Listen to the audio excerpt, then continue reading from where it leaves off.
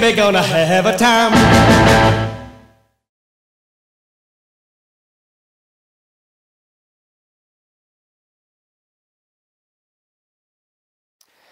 Hey gang, welcome back to the show, Having a Time with Jittery Jack. That's me, Jittery Jack, and my TV show. This month we got a real fun episode. We headed up to Canada, 2 separate trips. Had a fun time up in Montreal, Quebec City with Bloodshot Bill and gang. But the first trip, we went to Toronto, played some shows with a fantastic band, the Royal Crowns, legendary guys. They've been around a long time. In particular, their drummer, Mr. Teddy Fury, who is probably the king of Canadian rockabilly, if you will. He's been around a long time. He's a talented fellow. He's my drummer in Vegas every year, so if you see me out of Viva Las Vegas, Teddy's the guy on the drums back there. He's a real character, and well, let's just say it was probably the most interesting interview I've done thus far on the TV show. But don't take my word for it. You can see for yourself. Let's head on up to Toronto with the gang up there, all right? I've got my drink going already. You know the deal. Hit pause, pour yourself a cocktail, and let's take a ride up north, okay? We'll see you there.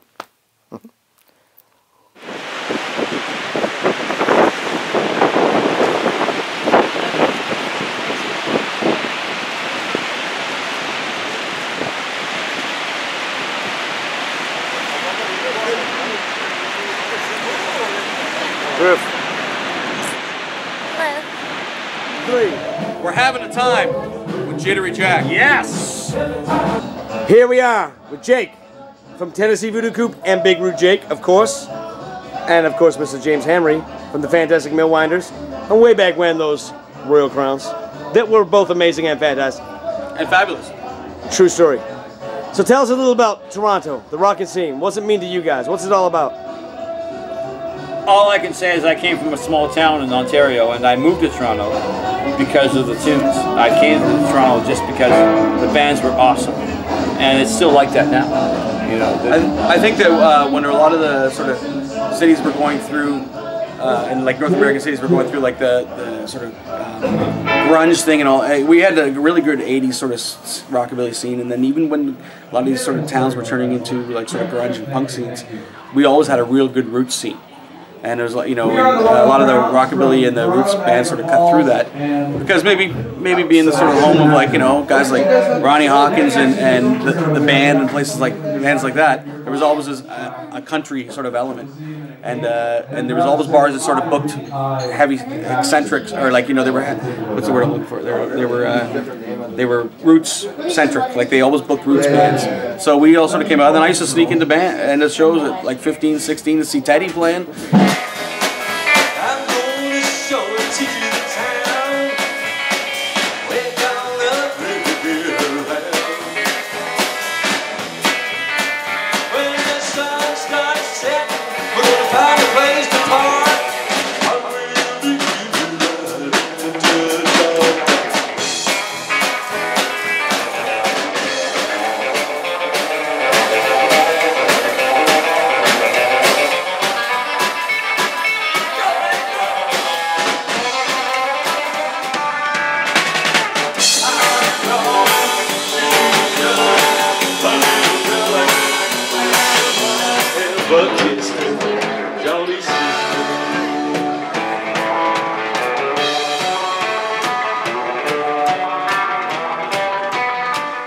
So Teddy, tell us all about the history of the rockin' scene here in Toronto. Rockin' scene started here. Well, the original rockin' scene was 50s with Ronnie Hawkins and Conway Twitty and all those guys. But then the rockin' scene had a rebirth in about 76 or 77. I think one of the things that really kicked it off is I remember Robert Gordon with Link Ray played at the Alma Combo, and there was a bunch of us there that all was like, okay, and we were all like in punk bands and shit, going like, man, we got to do that. And after that, he kind of planted the seed. So 75, 76, 77, maybe around there was when it got going. Now, what was your first band? First rockabilly band I played in was a band called the Bobcats. And it was, I guess, like 1978. And when we started, there was us and there was another band that was called the Sidewinders, which was a guy named Handsome Ned, who was kind of known in Canada, who died. And but we were both looking for bass players at the same time. There was a Toronto Star, we had an ad. and I think they had an ad at the same time. It was really weird. It was like rockabilly band seeks bass player, you know, no long hairs or whatever. We both called each other, and it's like, oh, you guys starting a band? We're starting a band. What songs you doing? Oh, we're doing One Hand Loose. No way, we're doing that. It was really funny, right? And so I guess there was us and them. And there was a punk band called Teenage Head that were very kind of Ramones-esque, but they did a lot of Gene Vincent and Eddie Cochran as well. So it kind of morphed in with the punk scene here, like I think it did in a lot of places. Sure. Yeah, a little bit of a hybrid back in the day, totally. for sure. Cool. So that was the first band, and you guys cut some stuff on vinyl, I think, too. Yeah, we did. First thing we did was an EP, and we did the Sparkletone song "Ride a Rocket," and that got up to like #2 in the English charts, and we kind of like predated the Stray Cats, even weirdly enough at that time, on you know, sort of neo rockabilly. Did you guys go over to the UK at all? Or? No, because we had this sort of stingy manager who thought, you know, like we would be able to somehow do better here with it, and I think, you know, I mean, hindsight's 20/20 or whatever, but I mean, it would have been just fun to go over and get drunk and drive on the wrong side of the road. Sure. Yeah. That's it, man. That's interesting to think, though, that record being out in the UK might have influenced a lot of cats over there. That Well, yeah. I always wonder about that. we'll have to ask Levi or one of the guys if they knew that record for sure. Well, I almost actually had to play with Levi and the Rock Cats once at about that point. They were playing at a place called The Edge, and that's when they had Jerry Nolan playing drums, and they were in a second car, and them and the manager were having a hard time getting across the border, and I was just going to the show, and they're going like, oh, the guy who's the club owner goes, oh yeah, Teddy plays drums, you know, so I'm up there in the room fucking learning these songs with these guys, and with about 5 minutes to go, all of a sudden Jerry Nolan and whoever the manager guy was, Lee Childs or something, kind of came in, so thank God, because I didn't like now I would have been able to do it mid-confident, but I was like crapping my pants. That's great, man. So we're up here doing a few shows with you guys, which has been a lot of fun with the Royal Crowns. Now, what's the how did that sort of incarnation come about, and when did that start? And 25 years ago, this past summer we started, and it was like 1989. So I was saying earlier, like if people kind of remember that by '89, rockabilly was such a dead thing because it had become the huge fashionable thing with all the bands that kind of had 2 minutes of fame, and there was me, Spike Katz, who played in the Racketeers, who's from Toronto, but I think he's just moved back to Boston, Danny Bartley, and a guy named Juan Martinez. And we all made a short list of about 20 songs of all of our really favorite songs. And we just thought, like, let's just learn these things note for note. We learned some Jimmy Bryant stuff, Gene Vincent, like all just the classic crap. It was kind of like Rockabilly 101. And we didn't think we were going to get a gig. And then this guy who managed a club down the street from the Horseshoes, a guy named X-Ray McRae, who loved rockabilly, just came by to one of our practices and he goes, do you want a month's residency starting next week? So we had no name, we had anything. So we were going to originally call it Prince Johnny and the Royal Crowns. And Johnny was Ecuadorian, he was this little handsome guy. And I know this doesn't sound racist and I don't care, but he would get more girls than like Frank Sinatra, right? But his line was, he goes, I don't want anything to do with that little packy. And I said, well, first of all, he's bigger than you, Johnny, and he's not a packy. So anyway, we became the Royal Crowns. And so we did that, and for about the first year or two, we just strictly did covers because we'd been in other bands where we'd write and try to make records, and it just seemed like a grind. And then after a while, Johnny left, and Danny just kind of goes, well, I guess I'll sing. And then at that point, we'd started throwing in some new songs, and James Henry had joined the band at that point. And so it's been like 25 years. We've got 3 CDs, and we were in a Disney movie called Mom's Got a Date with a Vampire that they show on the Disney Channel all the time around September to November. So I get some mailbox money, about enough to buy half a bag of groceries every 2 years. That's it. What, and get out of show business? So you're doing better than most rockabilly bands. Yeah, totally. And I still got my day job. Perfect. Yeah. Man. Well, it's been really fun coming up here playing some shows. Would you agree, Miss Amy? Oh, yes. Really been great. I know the rent's a little high here at Teddy's place. You're taking the brunt of it, but I appreciate that. As long as there can be cheese parties and fresh Italian coffee, Yeah. it's totally worth it. Then you don't mind scrubbing Teddy's back. Just mind scrubbing the smallest back in show business. Hey, at least it's not the smallest front. Hello. Well, here, Sean. The elephant looks at me and says, how do you pick peanuts up with that thing? Sorry, I scraped you with a plastic. That's okay, I had it coming.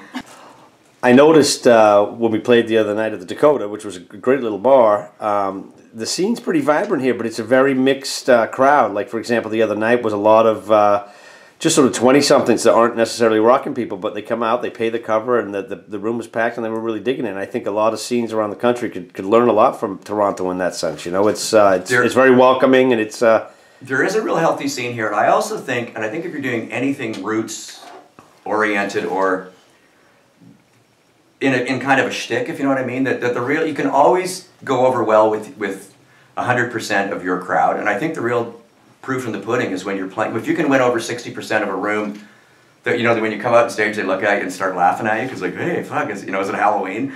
And then 2 songs later, they're singing along to the choruses. But I think that's when you're kind of doing something right. Definitely.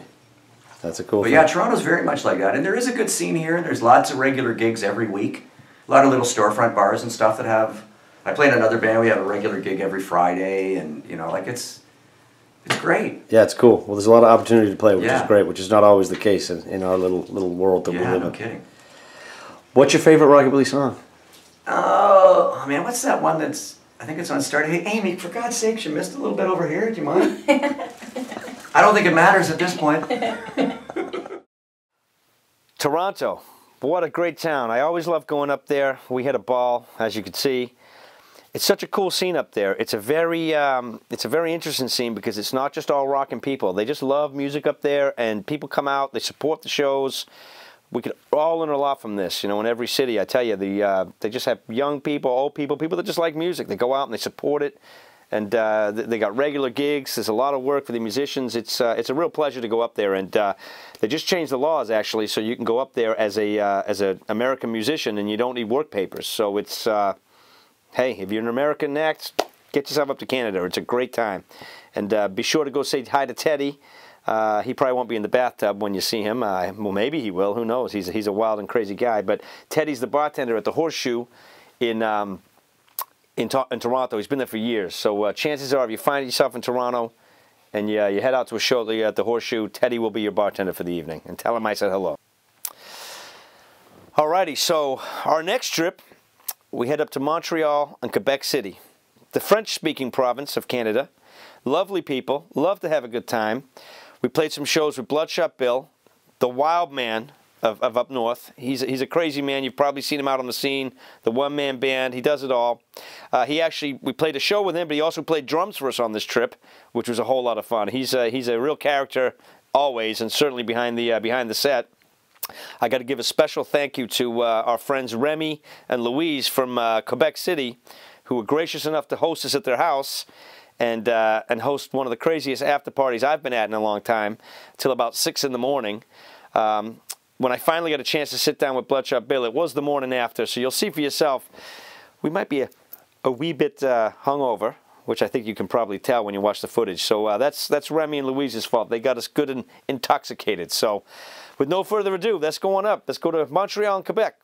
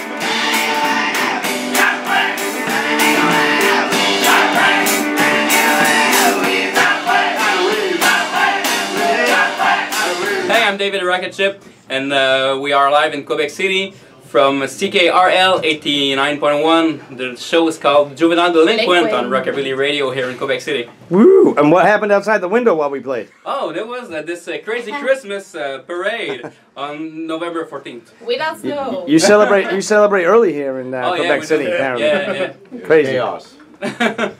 Big Now fish someone's town. stealing a bike. You're on film. You fuck, it's my bike, you shit!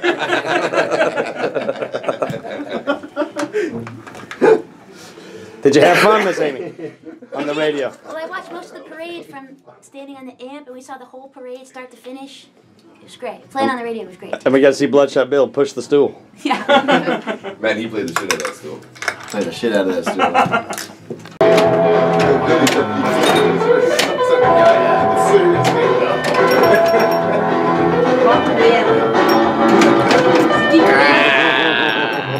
I jinxed you, man. Jittery Jack. Yes. You're the best, yo. Send me rules. Oh, I think the light's out, but it's already in, I think it's in 3 now.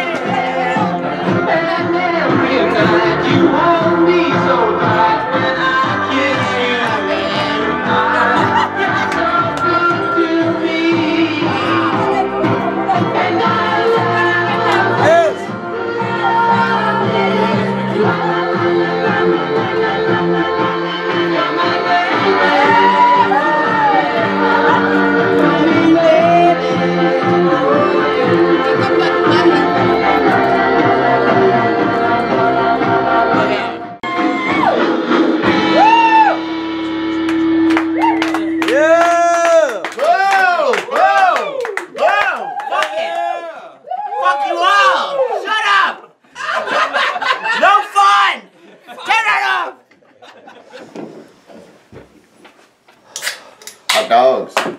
All right, so here we are in Quebec City. Yeah. And in the aftermath of a crazy night and a crazy party, after party. We had a good time last night, huh? It was great. Yeah. We had a great time. And of course, we're sitting here with Love this place. It's really cool. It's amazing. Yeah, you got the background. Yeah. We're here with the amazing Bloodshot Bill, our old pal, and our drummer for the weekend. Yeah. Yeah, he was on the 4 skins in the back of the room. two skins, actually, I think. That's say worse. It's so much fun playing drums. That's it, I want to man. play drums more. So tell us a little bit about how Bloodshot Bill became to be Bloodshot Bill, the man, the legend that he is. What's the backstory, man? Just started playing and stuff, and what? I don't know. I met a gal in Boston who was from. She was like a childhood friend of yours. Grew up in the same neighborhood as you, and she said she was in a touring band, like indie rock kind of thing. You know? Yeah, my neighbor. Yeah, and she said when you were a kid, you used to walk around the neighborhood with a guitar. Yeah, I didn't know her then. Yeah, no, but we met each other later, and we found out we lived next to each other. Yeah, yeah. So it started young, man. I had one of those little amps you put on your belt or whatever. Yeah. Walk around and be like, I couldn't even play. I couldn't even play it. I was just like making noise, like. That's it. Smoke a bunch of weed and go for a walk with a guitar. So not much has changed then. Not much has changed at all. I don't do as much walking. There you go. So, because we had fun with you Montreal the other night, you had the band with you, which was killer. But mainly you're the one-man band. That's your thing. What was the main reason? Was it Hazel Atkins, or what was the motivating factor behind becoming the one-man band? Or was it just easier not having a band? It was just something I had the instruments at home, and I tried it, and it was really fun, and I played, and it was fun. And it's still fun, so that's why I do that. That's it, man. And it's easy to go out alone. It's easy to, Yeah, economically, it makes a whole lot of sense. Yeah. Yeah. It's easier to go out alone. Yeah. Have guitar, we'll travel. Yeah. That's exactly it, man. Now I know you. It's great to see you back in the United States frequently and often, because I know there was a period of time where that was not the case. You were not allowed in, huh? No. Now I am. I'm totally legal. Everything's cool. I always get stopped still, but. Didn't you tell me that the guys at your main border crossing, they all know you now? And they always like... Yeah, that was a really funny story. Yeah, when I passed through this last time, this border guy recognized me, and he's telling the other guy who's talking to me, he's like, you know this guy? And he's like, I seen him play. He said, he could howl like a motherfucker, and just his border guard swearing and talking nice about me, it was just weird, a different experience. Crossing the border versus the usual stern self, right? Yeah, that's good. Well, it's good to have a buddy at the border crossing, I suppose. It's amazing. Man. Yeah, but I don't. He's not my buddy. But you know what I mean? He might be watching this. He could be your #1 fan, man. Hey, buddy. See you Thursday. Now you've had a great relationship with Billy and Marion at Norton Records. How did you meet up with those guys? Because that's got to be the greatest record label in the world. Yeah, I love that label. And Billy and Marion were great. I met them at a festival, the Green Bay Rockin Fest there. And, the second one, I think. And I was playing, and he came up and saw me play, and we hit it off from there, and kept in touch. And yeah, now put out records on Norton. It's great. That's killer, man. That's great. Yeah, well, that's a nice label to be involved with, man. They're good people. They put out good stuff, you know. They're amazing. And Billy's not doing too well. Yeah. Billy, if you're watching this, hope you feel better. I'm gonna come visit you soon. I'll be in New York soon to come. Well, I know you went there because we came up and we did a benefit show up here in Montreal a couple years back because they had the big flood. That's right. Hurricane Sandy 3 years ago. And you went down and you helped hand wash records and. Yeah, I was there the weekend, and I just happened to be being around New York around that weekend, and God, yeah, it was insane. Yeah, the whole. You can see the videos and stuff on the internet, even if of the whole. Even watching the videos, I went to the warehouse. Even the videos don't even capture how crazy it was. Yeah, that's just tragic, you know, all that stuff. Records being lost, and well, at least you were able to save the vinyl, right? You hand washed it. At one point I had a garbage bag, like we were just tossing stuff out, so much stuff. I had a garbage bag full of one of my Tandoori Nights records. This one band I do, and this other Thunder and Lightning, this other record I did. Like 2 garbage bags full of my own records, just like taking them out to the trash. Like that's a bad symbolic movement, man. Yeah. So tell us about the other bands, because I know you got. Obviously, you do your Bloodshot Bill one-man band, but you've got the Hiccups, which are your cats that we played with you guys the other night in Montreal. That's right. But there's a couple other projects I know.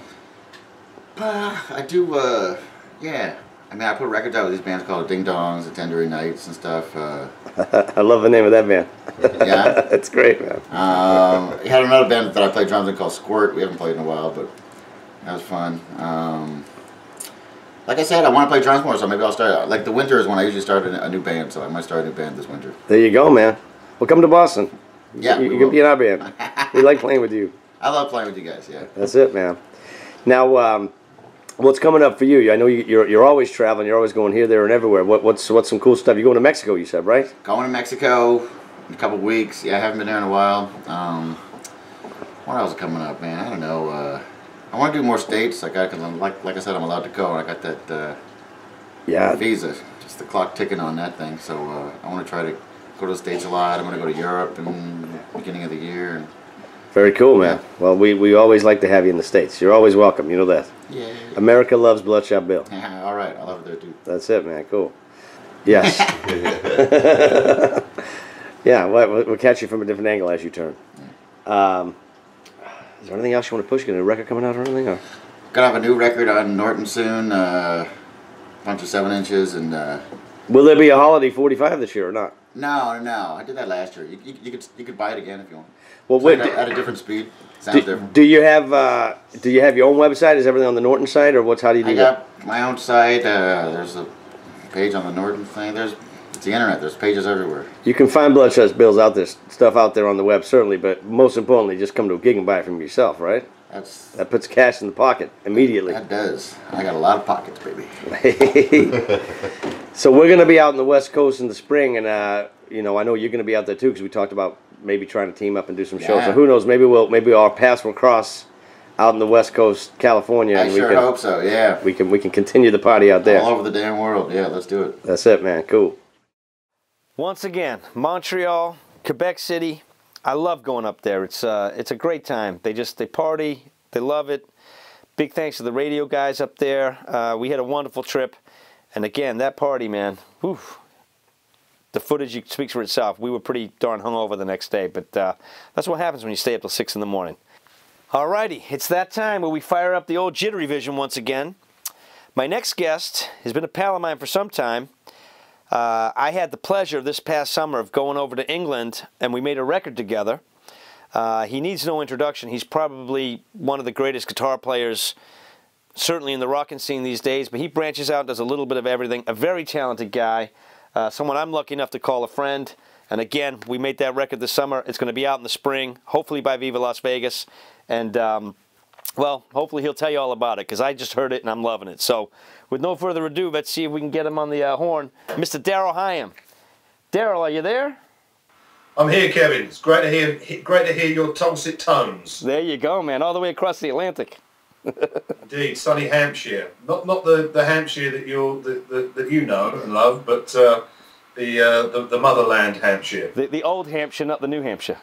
Yeah, that's right. Yeah. There we go, man. Well, that's right, because when you were over, we went up to New Hampshire. We saw Jack Warner up there. Remember, we went to his house and listened to some records and stuff. That's right, man. Cool. What a fantastic guy Jack is, and he's like a walking encyclopedia, isn't he, of New Hampshire rockabilly from back in the day. Yeah, he's the and I bought some records off of him as well. A lovely guy, lovely guy. Indeed, man. He's a national treasure. We're proud to have him, you know. Indeed. So what's new with you, man? Well, we've talked a little bit about it online, but here's our chance, I guess, to tell the world, because I had the fortune to come over this summer, and we had a little project we worked on that you've been busy getting finished up on that end, and I just got the tracks the other day. I'm very excited. What do you think, man? You digging it? It's a great album, man. It was a pleasure to record with you. I mean, we've been saying for quite a long time, haven't we, that it would be nice to get together and do an album, but always a problem when you live 500 million miles away from one another. But great that you managed to come over. We did that gig up in Swindon, which was great, and you know, the entire Patey clan came out for it, didn't they? And yeah, I'm sorry about that. Yeah, went into the studio. Went into the studio that I co-own with Clive Duffin from Foot Tapping Records, and with Les Curtis on drums, who's worked with me off and on for the last 25 years, and the legend that is Pete Pritchard on double bass. That's right, Flying Saucers. And well, those guys were a treat to work with. They're total pros and good guys. You know, it was effortless. Yes. you have to tell them I say hello. Great. And we recorded one of Pete's songs too, which I love the way it came out, man. It's killer, right? Yeah, it's a great song. I mean, the whole album is. I mean, it's mostly. In fact, it's all original material, isn't it? I mean, you've written 6 songs. I think I've written 5. Pete, as you say, wrote a song. So, I mean, that's the way forward, isn't it? Writing your own stuff and getting it out there. And I mean, it's a great album in that respect, you know. Yeah, no, I'm real through it. I was happy. Like I said before, I was. You never know when you record it and you walk away from it. You always sort of like in the back of your mind, it was like, well, did I do a crap job or was it? But when I heard the tracks the other day, I was pleased with my part, and I was dazzled as I knew I would be with your guitar playing. So thank you for that. The punters will be happy, I think. That's it, man. So what else is going on with you? What's new? What's new in the world of Darrel Higham? What do you got coming up? I know you got a record coming out and a couple things you're working on.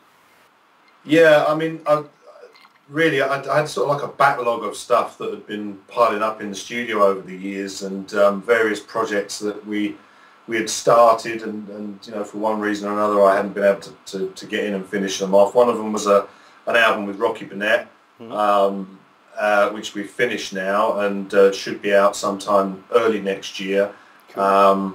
That's a collection of songs. We've done 4 or 5 of his dad's songs. In fact, the album's going to be called Rockabilly Boogie, so you know, that kind of tells you right off the bat what it's about. Sure. But it's great to work with Rocky. I did a gig with him the other week at the Wildest Cats weekender in Great Yarmouth, and he said to me there, you know, we've known each other for 20 years. And I thought, my God, has it really been 20 years, you know? But in fact, the very first gig I did with him was in Swindon, I think, and that was with Paul Burleson on guitar. No kidding. And I remember the gig afterwards. We went into the dressing room and we sat for about, I guess, 2 or 3 hours with Rocky and Paul telling us stories of the Burnett brothers and what they used to get up to. You know, I mean, it was a real education. You know. That's it. So we've done the Rocky Burnett album, got that finished. There's an album I've just done with Graham Fenton from Matchbox, nice. Which again is a really good album. Pete Pritchard played on that as well. there's your album, and I'm working on an album that I wrote earlier this year of new material, which I'm going to set up a new band. I've already done a gig with it. Again, it's a 3-piece band, but it's not quite strictly rockabilly stuff. It's going to be a little bit broader. I'm going to call it a rock and roll band, really, for want of a better term. Nice. But you know, the rockabilly flame is still in there, you know. But I just need to get out and work all the time, really, you know. And unfortunately, there isn't, as you know yourself, as every musician that plays rockabilly knows, there just isn't enough work to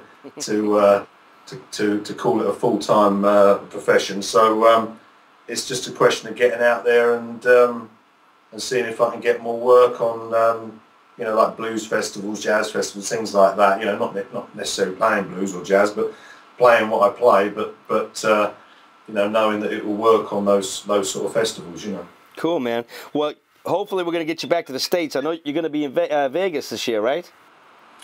Yeah, yeah. I mean, it's going to be quite a busy year next year. Yeah, I'm coming to Vegas next April. That will be I'll be doing my own show, and I'll be backed by Brooke and Victor from the Rhythm Shakers, and I'll also be, and the three of us will also be back in Rocky Burnett. Nice. So I'm looking forward to that. Will you be at that? Yeah, myself and Miss Amy are playing, and I will be hosting the pre-party. I'm the MC on the Wednesday night. If you get in early, come down and see me in my tuxedo. In a tuxedo, really? Oh, yeah, man.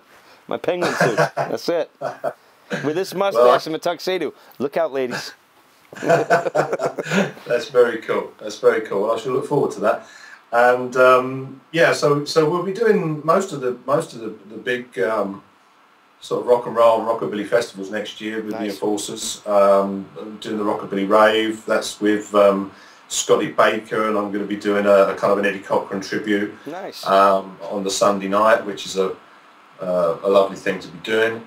And so yeah, I'll be just sort of, you know, hitting the clubs and hitting the weekend as many as I can do next year, you know. Well, that's a good thing. Well, it's good to have you out there in the world of the rockin' scene and playing, because you know it had been a while since you were doing that regularly. So I know a lot of the guitar fans are happy to see you out there again, and I got a lot of buddies of mine over here who are excited to hear the record that I made with you, and more importantly, excited to see you out there live again, doing the rockin' stuff. You know, so it's a good. Well, it's funny how you miss it. You know, I mean, because it had been a long time. I mean, I'd always sort of kept my hand in and did the odd gig here and there, but I mean, one of the best ones that came out, I guess 3 years ago, and it actually was 3 years ago because Imelda was pregnant with Violet at the time, was we got to back Royce Porter. Yeah, I've seen this on YouTube. I've seen footage of it. That looked like a fun night, right? Oh, that was incredible. I mean, that was one of those moments where you know, Royce Porter had always been this enigma to me. You know, I'd heard A Woman Can Make You Feel Blue. I'd heard that, it must have been mid-80s. It came out on a Rockstar EP, and it was a Tudor Boatman EP, but there was 3 tracks by him, and there's 1 track by Royce Porter called A Woman Can Make You Feel Blue, which just blew me away. Yeah. And nobody seemed to know anything about him. There was nothing written about him. There was no biogs or anything. Of course, this was before the internet, so you couldn't just sort of Google him or anything like that.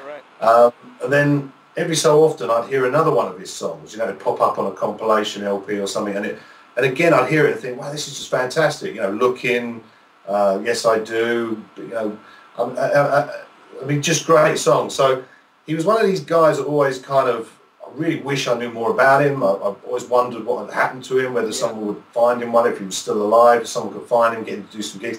Lo and behold, I heard that he'd sort of made himself aware to rockabilly fans. He'd been living in Nashville. He'd done quite well for himself, written some hit songs over the years. And a couple of guys here in the UK, Dave Crozier and Neil Scott, was putting the band together. We're going to bring him over to play at the in Tufnell Park at the Boston Arms. Yeah, yeah. Cosmic Keith was heavily involved, and a lot of people were involved in it.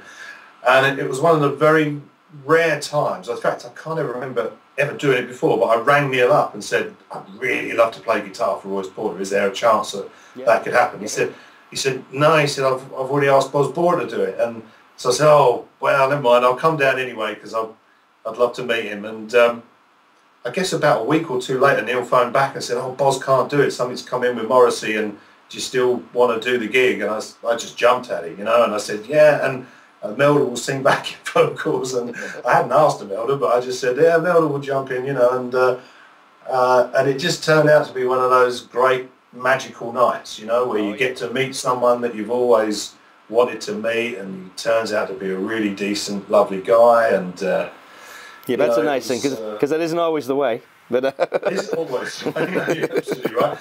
But this was one of those things where it all came good. So I have to say, you know, as career highlights go, it would be in the, you know, the top 5. So I absolutely made up that I got to meet him and play guitar for him. Well, I think it's great that there's guys that are still out there that are, you know, still sort of undiscovered, you know what I mean? And they're popping up every once in a while. The latest one being I don't know if you've seen the stuff online, but the Johnny Knight discovery. Which is unbelievable. Apparently, some band was playing in L.A. at like some outdoor flea market thing. And he's there, and he said, "That's my song." And next thing you know, he's on stage singing with them. And now he's going to, I think he's going to England, and he's, you know, and he's fantastic. It's like he's full of life, you know. And it's like, where you been all these years, you know? So there's hope, man. It's still out there, you know. Exactly. I mean, it's. I mean, of course, you know, the future will always be the youth, you know, and that's what we need more of now. But it. I mean, from a fan's point of view, and we're all fans, even, you know, yourself and I, all the guys that play the music, we're all fans of it. That's why we do it. Sure. But you're always going to get that fan in you is gonna just explode when you hear things like that. Because, I mean, God, I mean, we used to do rock and roll guitar. We used to finish the set with that for years, you know, in the Enforcers. So I mean, you know, it's. In fact, I bought a repro of it not that long back, because I'd never even heard the B-side. In fact, that was the only song by him I knew. I didn't know he'd done any more, you know. But the B-side isn't that bad, actually, as it goes. But so yeah, it's great that he's coming back over. But it's also good to see that there's a lot of young bands out there playing the music at the moment, you know, and that fills my heart with joy, to be honest with you, because that's how it's going to carry on, really, isn't it? You know, that's the future. That's right, kids. Get out there and practice that guitar. Someday you can beat Darrel Higham. Yeah, it's not that hard. Trust me. I don't know, man. You don't have to practice that much. I said to Amy, I said, well, you know, some of these songs I recorded with Darrel, I said, you know, maybe we could put them in the set. And she goes, well, I got to listen to them first, because I probably can't play like that. Well, I can't play like her, so I mean, you know, it's kind of swings and roundabouts, isn't it? You know, but it's that's the great thing about being a musician is listening to other musicians, because you always learn something, you know. I mean, you know, from the top all the way down to the bottom. There is no real top or bottom, really, because music is subjective, and, you know, one man's meat is another man's poison, all that kind of thing. But it is true when it comes to music. You know, there's guitar players out there that I absolutely worship, that I know other great guitar players can't listen to, and vice versa. I mean, it's a strange thing in that respect, but that's the great thing about it, you know, is that you're always going to hear something in somebody's playing that you can't do yourself, or you've never thought to do that way, or you're always learning. And it's I get very what's the word? I get very inspired when I hear great guitar playing, and it isn't. It's whatever you think is great guitar playing as well. It could be the feel of it, you know, not the technical skill, because I mean, some of the best guitar solos for me are not technically brilliant. It's just they make the hair on the back of your neck stand up when you hear them, you know. Yeah, it's that primitive, wild, what the heck's he doing there, that kind of thing, you know. That's what gets me always with it, you know what I mean? So that's exactly. That's, I mean, I'm right there with you. Whenever I hear Big Hunk of Love, I mean, that guitar solo in that, it's not the greatest guitar solo that Hank Garland ever played, but my God, you feel it, you know. It moves me every time I hear it, you know. And I could give you 100 examples like that of solos that, you know, very easy to play, but they have to be played in a certain way for them to work, and it's all done through feel. And and passion, you know, and that's what really works for me, you know. So, I always find Bop in the Blues, Carl Perkins, that guitar solo. Yeah. Man alive, and it's not earth-shattering, but that little when he does that run at the end, and it just sounds like an explosion. It's unbelievable. You know what I'm talking about? Just wow. He's an odd one, Carl Perkins. You know, I mean, I grew up listening to his stuff. He was a huge influence on me when I first heard him, and because when I actually first heard him, I thought, because I'd heard Eddie Cochran first, you know, I kind of thought that he was sort of trying to be an Eddie Cochran impersonator, which is a very bizarre thing, because of course now it was probably more the other way around. Sure. But when I first heard his music, I loved it because I could sort of hear that Cochran thing going on. Not so much in the vocals, although he had a very gruff voice at times, but the guitar playing I always felt was not a million miles away from each other, because Eddie was a very rhythmic player, but Carl Perkins is one of those players. His playing is you listen to it and you think, well, that's quite easy, but then once you go to play it, it's not. It's really very, very difficult, and he had a style all of his own, which I've never heard anybody ever really come close to, you know, and a very clever player as well. And of course he was doing all of that and singing at the same time, you know, and that's a feat in itself, you know. So and I know all about that, you know, because it's tough to even play rhythm and sing at the same time, you know. But on a lot of those, that's why I don't plug mine in half the time. It's just a prop. So I can't. I'll tell you a funny one. The other day, Amy had this gig where it was like this sort of like a guitar player showcase thing. It was like a bunch of guitar players from Boston. They'd put on this night of guitar players, and she asked me if I would come with her and just play rhythm guitar. And I said, "You really want me to do this? Because I'm not, you know, really." Like, so she said, "No, it'll be very easy. Just we'll get together the night before." So I go over her house, and she's like, "All right, well, we're gonna do this Hank Garland song." I'm like, "Are you out of your mind?" I was like, "There's more than 4 chords in that, and I only know 3." You know. Needless to say, it was not my finest hour. So yeah, I can relate to that. So you know, but guys like yourself can do it all, man. It's jazz, you know, and 5 chords, it's progressive jazz, and I don't want to know, you know. So no, I'm with you on that. 3 chords, that'll do. That's right, man. And hopefully I'll get them in the right order, because that doesn't always happen either. But you know, if I'm not plugged in, you can't tell. It's perfect, you know. Exactly. So how did it go? Did it go well? No, it was a goddamn disaster. I hope. I had to leave right after we got done. I was so embarrassed, and I felt bad that I made her look bad. Oh, I was like, never again. What was I thinking? Oh. Well, I look forward to seeing that on YouTube. Yeah, I'm trying to bribe everyone that was there to make sure it never sees the light of day. So you know. Yeah. Well, she's a great player, Miss Amy. She's she got her record coming out soon. It'll be out. Well, I'll send you over a copy when we get it. It's her 45's coming out. She recorded 2 instrumentals. It's cool, man. Yeah. We had a good time. I think you'll really dig it. So. Cool. Does she sing as well? She sings a little backup. She's not really. I don't think she likes to sing that much. So these are just instrumental tracks, really. That's what she wanted to do, and she wanted to just showcase the playing. Like she always says. She said, I don't want to be a chick guitar player. I just want to be a guitar player. You know what I mean? And I think she is. You know, so that's she holds her own with a lot of the guys out there. A lot of good people have good things to say about Miss Amy. So. Oh, absolutely, absolutely. She's fantastic. I mean, you know, the rave reviews you got on Now Dig This from Trevor Caggio there. I mean, you know, he's a hard one to please, that fella. You know, and he loves her. He loves her to death. Yeah. So, well, the best thing about that is the first review of the first record. He was raving about the guitar player and didn't know that she was a female. He's like, "Who is this guy? This guy's great." And she told me that was her favorite review ever, because she wasn't getting that pigeonhole thing of, you know, it was just about the playing, you know. And so that's great. Yeah. You know? Cool, man. All right. Well, I would love to sit and chat all night long, but unfortunately we have a 30-minute show, so I'm gonna have to part ways with you here. As sad as I am, but we're gonna see you soon. We'll see you in Vegas, and hopefully trying to work on some stuff. Maybe I'll be back over the pond.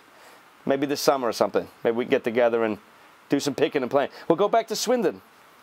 Go back to your Tupelo. That's right. That's your Tupelo, isn't it?